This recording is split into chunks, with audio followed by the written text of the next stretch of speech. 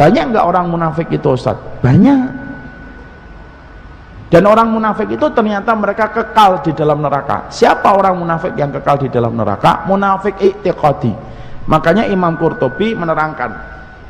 Imam Qurtubi itu menyampaikan, neraka itu nanti ada 3 lapis, Bu. Ada lapis pertama, ada lapis yang kedua, ada lapis yang ketiga. Ini neraka. Lapis yang pertama diisi siapa? Diisi oleh orang-orang muslim yang dosanya lebih banyak daripada kebaikannya, dan dia dimasukkan ke neraka. Dan dia dimasukkan ke neraka untuk menebus kesalahannya dengan api neraka. Dan ketika nanti sudah menebusnya, ada kesempatan untuk masuk surga. Maka ditempatkan di atasnya neraka, yang paling atas. Mereka disebut dengan ahlul mu'aqqab, karena penduduk neraka itu 2, ada ahlul khulud, ada ahlul mu'aqqab. Karena penduduk neraka itu 2, ada yang kekal, ada yang tidak kekal. Yang di atas itu yang tidak kekal. Siapa itu? Orang yang mungkin berzina tapi tidak tobat sampai meninggal, tapi dia tetap beriman dan tidak jatuh dalam kekafiran dan kesyirikan. Lapis yang kedua di tengah-tengah sini, yang tengah-tengah sini, siapa? Orang-orang kafir, orang-orang musyrik. Fir'aun, Abu Jahal, Abu Lahab, Walid bin Mughirah, itu nama-nama yang sudah disebutkan sebagai penduduk neraka. Dia ditaruh di neraka yang bagian tengah, dan dia kekal di dalam neraka. Bagaimana membedakan yang tidak kekal di dalam neraka? Cara membedakannya mudah, kata Rasulullah. Kalau orang itu dimasukkan ke neraka, tidak kekal di dalam neraka, maka sesungguhnya dari rambutnya sampai kemudian ujung jempolnya dibakar oleh api neraka. Cuma satu bagian yang tidak bisa disentuh oleh api neraka. Wajah yang pernah dipakai sujud itu tidak bisa dibakar oleh api neraka. Jadi mereka itu wajahnya bercahaya walaupun mereka di dalam neraka. Tangannya gosong, kakinya gosong, rambutnya gosong, cuma wajahnya. Itulah yang disebut dengan min asari sujud. Bekas sujud itu bukan hitam di sini, tapi bekas sujud itu artinya bahwasanya dia bercahaya nanti pada waktu dia dimasukkan neraka. Bekas sujudnya itu masih bercahaya, karena bekas sujud tidak bisa diabaikan oleh api neraka. Karena semenjak Allah itu menciptakan neraka, pertama kali Allah memberikan wahyu kepada neraka, innallaha harrama an ta'kulanna 'alan nari an ta'kula min asari sujud. Allah haramkan api neraka untuk tidak bisa membakar wajah yang pernah dipakai sujud kepada Allah. Dia paling atas tuh, Bu. Tapi tidak usah dibayangin, oh saya di situ juga dulu tidak papang. Jangan. Nah, bayangin tidak enak banget sih. Bayangin selokan aja tidak mau, apalagi main neraka. Yang di tengah sini, yang di tengah siapa? Yang di tengah sini adalah orang-orang kafir yang sudah kekal di dalam neraka. Siapa? Fir'aun, Abu Jahal, Abu Lahab, Walid bin Mughirah. Di tengahnya neraka. Apa yang membedakan mereka dengan yang di atas? Yang membedakan dari ujung rambutnya sampai ujung jempolnya, semuanya diabakar oleh api neraka dan tidak ada yang tersisa dan kekal selama-lamanya. Yang di tengah. Yang di bawah dasar ini.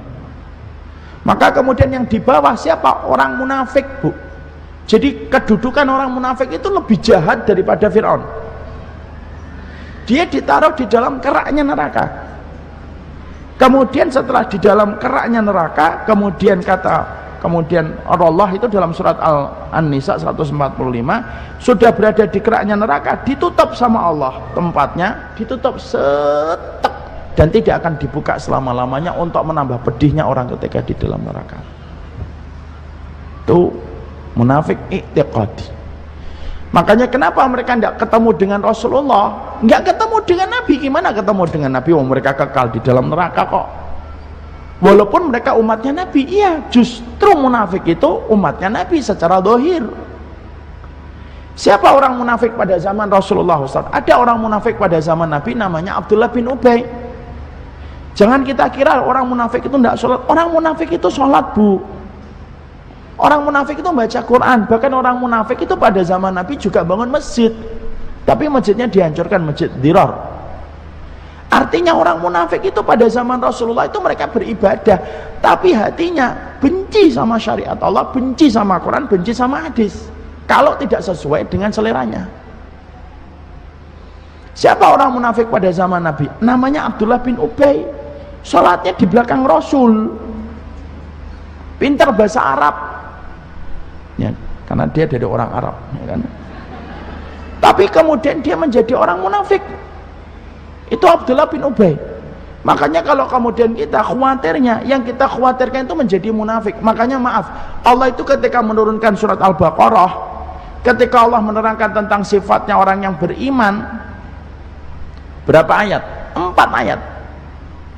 Alif lam mim dalikal kitabu la raiba fihi hudal lil muttaqin alladzina yu'minuna bil ghaibi. Itu sebutkan orang beriman, 4 ayat di awal surat Al-Baqarah. Ketika Allah menerangkan tentang orang kafir, innalladzina kafaru sawaun alaihim a'angdartahum am lam tundirhum la yu'minun khatamallahu ala qulubihim. Allah terangkan tentang orang kafir 2 ayat. Tapi ketika Allah menerangkan tentang orang munafik di awal surat Al-Baqarah, bukan 4, bukan 5, tapi 13 ayat Allah menerangkan tentang orang munafik. Kenapa? Karena keberadaan orang munafik itu lebih berbahaya daripada orang kafir. Dan mereka diancam oleh Allah di dalam neraka, itu yang paling kekal di dalam neraka. Dan Allah turunkan ayat dan surat yang berkaitan tentang al-munafik itu banyak. Bahkan Allah turunkan satu surat khusus tentang al-munafikun, yaitu tentang orang-orang munafik itu. Banyak orang karena jauhnya dia dari akidah kadang-kadang menjadi MTS. Sudah sering saya sampaikan, MTS itu apa? Munafik tanpa sadar. Karena tidak paham akidah. Kita akhirnya dapetin orang-orang hari ini kalau sudah benci sama syariat, Masya Allah itu akhirnya muslim tapi benci sama syariat, mengatakan homo itu siapa yang ngelarang, tidak ada Qur'annya, boleh-boleh aja, itu hak asasi manusia. Mereka akan terus itu berkata-kata tentang hal-hal yang untuk meragukan keimanan kita kepada Quran. Dan mereka akan terus membuat narasi-narasi yang dibuat sama mereka supaya kita tidak yakin sama hadis. Dan mereka orangnya itu tidak suka sama Islam, nggak suka sama Quran, walaupun mengaku dirinya seorang muslim.